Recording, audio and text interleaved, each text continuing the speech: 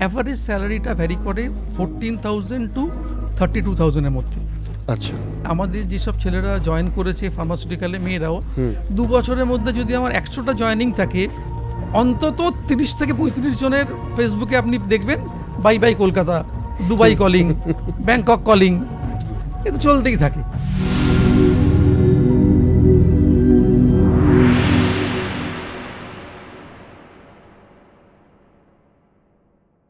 Medical representative তিনি মাস গেলে কত টাকা রোজগার করতে পারেন? এখন ফার্মাসিউটিক্যাল কোম্পানিতে যারা জয়েন করছে অ্যাজ মেডিকেল রিপ্রেজেন্টেটিভ, অ্যাভারেজ স্যালারিটা ভ্যারি করে 14,000 to 32,000-এর মধ্যে। আচ্ছা আচ্ছা, আমি একটা খুব ন্যূনতম ধরে ধরছি যে 16,000 টাকা তার স্যালারি হবে। এবারে সে রোজ কাজ করছে, কাজ করার জন্য তাকে একটা ডক্টরের চেম্বার থেকে একটা ডক্টরের চেম্বার যেতে হচ্ছে, একটা কোল্ড ড্রিঙ্কস খাচ্ছে, লাঞ্চ করছে, এর জন্য খরচা হচ্ছে। এই খরচাটা তো কোম্পানির জন্যই হচ্ছে। তার ফলে মেডিকেল রিপ্রেজেন্টেটিভ একটা অ্যালাওয়েন্স পান পার ডে, যেটা ভ্যারি করে 200 to 500 রুপিসের মধ্যে। আচ্ছা, পার ডে। আমি সেটা কম করে ধরছি 250 টাকা। এছাড়া vehicle maintenance allowance, mobile allowance, internet allowance, সেসব মিলিয়েও তারা একটা অ্যালাওয়েন্স পান।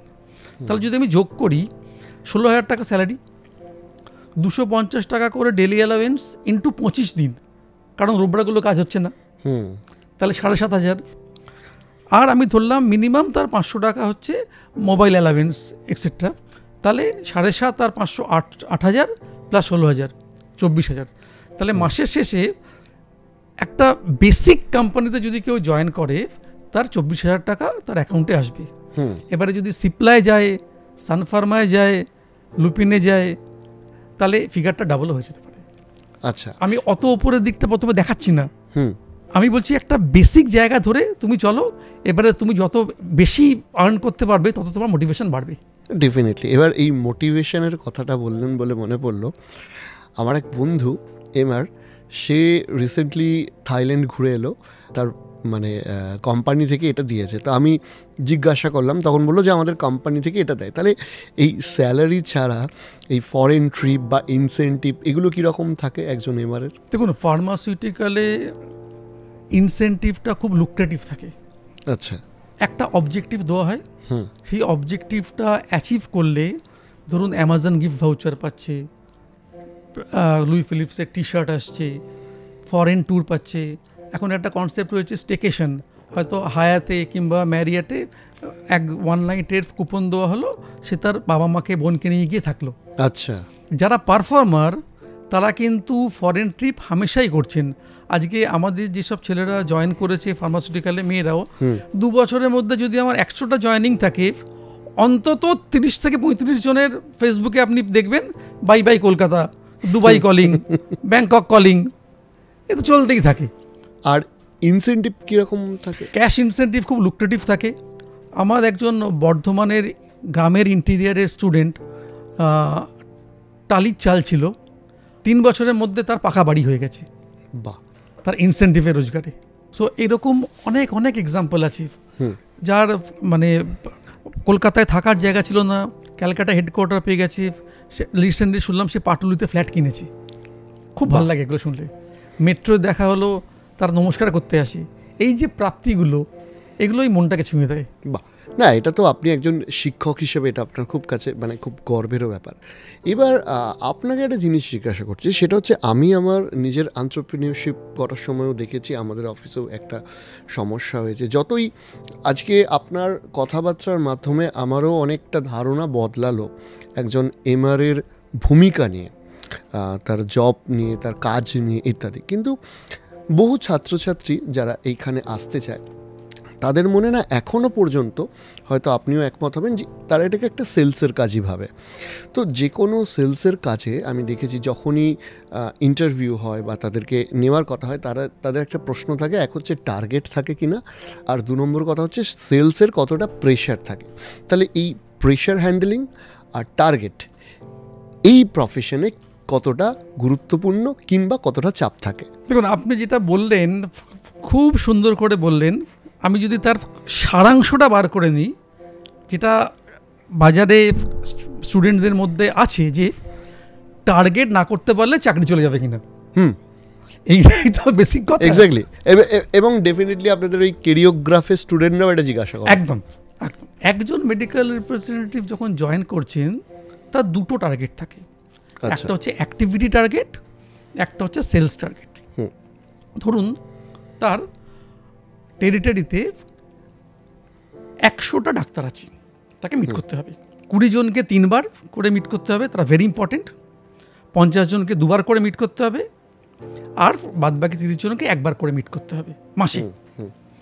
এবারে এই অ্যাক্টিভিটিটা সে যদি ঠিকঠাক করে করে, তারপরে যদি তার টার্গেট না হয়, মানে তথাকথিতভাবে সেলস না হয়, তার ওপরে যিনি ম্যানেজার আছেন, এরিয়া ম্যানেজার, তিনি দেখবেন সমস্যাটা কোথায়। আচ্ছা, হতে পারে এমন, আমার ওষুধ কার্ডিওভাস্কুলার, আমি যে মার্কেটে কাজ করছি খুব পরিশ্রম করছি, কিন্তু কার্ডিওলজিস্টের সংখ্যা কম, জিপি বেশি, পেডিয়াট্রিক বেশি, গায়নাক বেশি। মিট করছি কিন্তু তাদের তো লেখার স্কোপ নেই।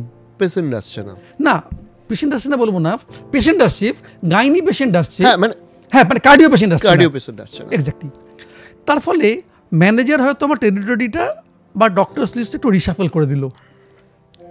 কিংবা এমন হতে পারে, আমি যে মার্কেটে কাজ করছি হয়তো মার্কেটের ইকোনমিটা এমন, আমি দামি প্রোডাক্টগুলো ওখানে প্রমোট করছি, উনি বললেন তুমি এই প্রোডাক্টগুলো প্রমোট করো যেখানে স্কোপ আছে, দামটা একটু কম, পেশেন্ট ওখানে অ্যাফোর্ড করতে পারবে।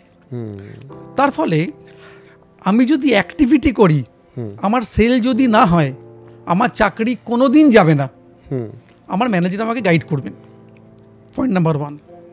পয়েন্ট নাম্বার 2, আমি ধরুন রেগুলারলি কাজই করছি না, যেখানে আমার মাসে 200টা কল হওয়ার কথা, কোনো মাসে 110টা কল, কোনো মাসে 130টা কল, কোনো মাসে 70টা কল, অথচ টার্গেট হচ্ছে না। তার মানে কি, আমি এফার্টটা দিচ্ছি না। এক্স্যাক্টলি। কোম্পানি আমাকে বোঝাবে, আমি যদি না বুঝি আমাকে পিঙ্ক স্লিপ দিয়ে দেবে, মানে বলবে ভাই তুমি চলে যাও। না ডেফিনেট, এটা যে কোনো প্রফেশনে, এটা শুধু সেলস বলে না, যে কোনো প্রফেশনে একজন যিনি জব করছেন তাদের থেকে, সহকর্মীর থেকে কোম্পানির একটা এক্সপেকটেশন থাকে। এই যে সেলসের যে ব্যাপারটা এলো, সেলস কিন্তু পুরোটা মেডিকেল রিপ্রেজেন্টেটিভের উপর ডিপেন্ড করে না, আরও অনেক ফ্যাক্টর আছে। ধরুন আমার ওষুধ হচ্ছে অ্যান্টি ম্যালেরিয়ালস, আমার 20,000 টাকার টার্গেট মাসে ওষুধটা বিক্রি করার জন্য আমার টেরিটরিতে। এবারে বলুন তো, যদি ম্যালেরিয়া না হয়, অ্যান্টি ম্যালেরিয়ালস কি বিক্রি হবে? ডেফিনেটলি। তাহলে আমার তো হাতে নেই। কোভিডের সময় অ্যাজিথ্রোমাইসিনের সেল হু হু হু হু করে আকাশ ছোঁয়া হয়ে গেল, সেটা কি মেডিকেল রিপ্রেজেন্টেটিভের জন্য হলো, না ডিজিজ প্যাটার্নটার জন্য হলো? ডিজিজটার জন্য হলো। So as a medical representative আমাকে কোম্পানির পলিসি ফলো করতে হবে, আমাকে ডক্টরের চেম্বারে টাইমলি যেতে হবে, সায়েন্সটা কমিউনিকেট করতে হবে, ওনার যা কোয়ারিজ সেগুলোকে আমাকে স্যাটিসফাই করতে হবে। এটা যদি করা হয়, প্রেসক্রিপশন উইল অটোমেটিক্যালি কাম, আর প্রেসক্রিপশন এলে সেলস হবে। আজকের দিনে কিন্তু সেলস নিয়ে কথাটা হয় না কোম্পানির ইন্টারনালে প্রেসক্রিপশন নিয়ে কথা হয়, কারণ প্রেসক্রিপশন হলে তারপর তো সেল। এটা তো আপনার এফএমসিজি প্রোডাক্ট না যে আমি এক জায়গাতে দিয়ে দিলাম কোলগেট কিংবা লেজ, সেটা বিক্রি হয়ে যাবে। আমি ওষুধের দোকানে ওষুধ রাখলে ওষুধটা তো প্রেসক্রিপশন ছাড়া বিক্রি হবে না। তাহলে আমাকে ডক্টর যিনি আছেন তার সঙ্গে সায়েন্টিফিক কনভারসেশনটা করতে হবে যাতে প্রেসক্রিপশন হয়। Sales will be a consequence, মানে সেলস একটা পরিণতি। আমি আমার কাজটা করতে থাকবো, সেলটা অটোমেটিক্যালি হবে, হ্যাপেন করবে। ডেফিনেটলি। মানে আপনার কথা শুনে আরেকটা জিনিস আমার মনে হলো যে প্রত্যেকে, কেউ যদি জীবনে হয়তো এমআর হিসেবে উন্নতি করতে চায়, তাহলে যেটুকু কাজ করছে ওই সময়টা নিয়ে কাজ নিয়ে ভাবলে হবে না, হয়তো তার অবসর সময় একটু কাজটা নিয়ে বোঝার, একটু চর্চা করার যদি সুযোগ পায়, নিজেকে যদি আরও পলিশ করতে পারে, তাহলে সে ভবিষ্যতে আরও উন্নতি করতে পারবে। এক্স্যাক্টলি। ধরুন আমি টার্গেট করেছি যে এই মাসে 20 জন ডক্টরকে আমি আমার এই প্রোডাক্টটা কনভিন্স করব। এবং আপনাকে থামিয়ে বলছি, এই 20 জন ডাক্তারের সাথে আমি যে সম্পর্কটা তৈরি করব সেটা তো আমার উপরেও অনেকটা ডিপেন্ড করছে। এক্স্যাক্টলি। সেটা এর মধ্যে ধরুন 5 জনকে আমি কনভিন্স করতে পারলাম, 15 জনকে কনভিন্স করতে পারলাম না, আমাকে বাড়িতে যখন ফিরছি আমি যখন শুয়ে আছি ভাবতে হবে যে কেন কনভিন্স করতে পারলাম না, কোথায় আমি ল্যাক করলাম। সেই জায়গাটা যদি ডেভেলপ করতে পারি, আলটিমেটলি সবই রিলেশনশিপের উপর ডিপেন্ড করে। If my relationship with the doctor is good, my prescription will come. Definite. এবং রিলেশনশিপটা কিন্তু তখনই হবে যখন আমি তাকে সায়েন্টিফিক ইনফরমেশন দিয়ে তার প্রফেশনাল কোয়ারিজগুলোকে সলভ করতে পারবো বা হ্যান্ডেল করতে পারবো। আচ্ছা, আপনাদের যে ইনস্টিটিউট রয়েছে কেরিওগ্রাফ, আপনাদের স্টুডেন্টদের ডেফিনেটলি আপনারা এই বিষয়গুলোতে তাহলে বোঝান।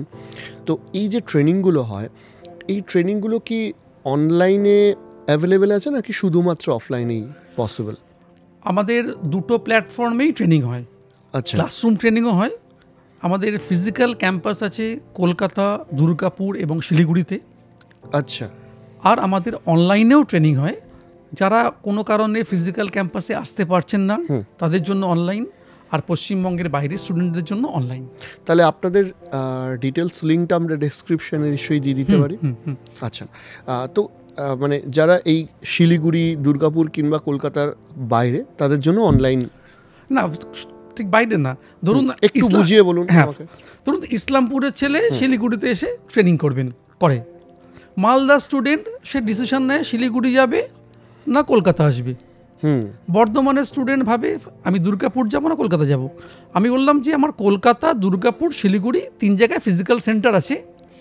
এবারে ধরুন ছেলেটি মালদার, তারা হয়তো মাসির বাড়ি কলকাতায়, তো ন্যাচারালি সে কলকাতায় চলে এলো, মাসির বাড়িতে থেকে ট্রেনিংটা করলো। আর অনেকে আছে একটা প্রফেশন থেকে এই প্রফেশনে আসতে চায়, তার পক্ষে জবটা ছাড়াটা ডিফিকাল্ট, তখন হয়তো সে আমাদের অনলাইন কোর্সটা অ্যাভেল করলো। আচ্ছা, মানে সে হয়তো অন্য জবে আছে, জব শিফট করতে চায়, সেই চাকরিটা ছাড়তে পারবে না, তো চাকরিটাও করছে, আমাদের কোর্সটা অনলাইনেও করছে। আচ্ছা, আর পশ্চিমবঙ্গের বাইরে যারা বিহার, উড়িষ্যা, ঝাড়খণ্ড, তাদের জন্য আমাদের পুরোটাই অনলাইন। আচ্ছা।